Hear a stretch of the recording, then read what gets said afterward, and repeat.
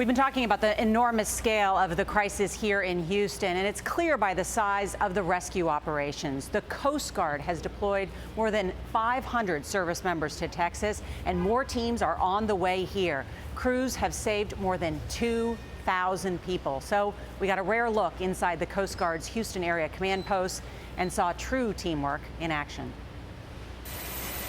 Before the Coast Guard rescue teams can get to work outside, is she in contractions right now? They get their marching orders from inside this command post headquarters. I'm going to get more details on her later. This center is an operations hub for not just the Coast Guard, but for local law enforcement and the National Guard as well. Recently, we have transitioned to a call center, which is back in our conference room. You mean you've had so many calls coming in, you've had to set up a separate call center? Yes, ma'am, that is correct. We've had everything from senior citizens with kids trapped in attics with only 2 feet of clearance left before the water completely floods the house. We have other people stranded in vehicles. The task seems overwhelming.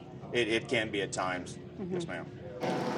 Overwhelming, too, for rescue pilots working in the pouring rain. This is Air Station Houston, where they're working around the clock to keep the helicopters running. What's the biggest challenge for you as a pilot? I think the biggest challenge would be the weather right now. You know, we have to fly really low to the ground. A lot of us aren't familiar with the area. We don't know where the antennas are, where there's power lines. How risky is it? It's very risky. Captain Kevin Odett is the incident commander in charge of running this entire operation. They're operating in visibility less than a mile in some cases, winds gusting over 30 miles per hour. It's very dangerous. But the risks and the rescues continue. How would you describe the situation out there?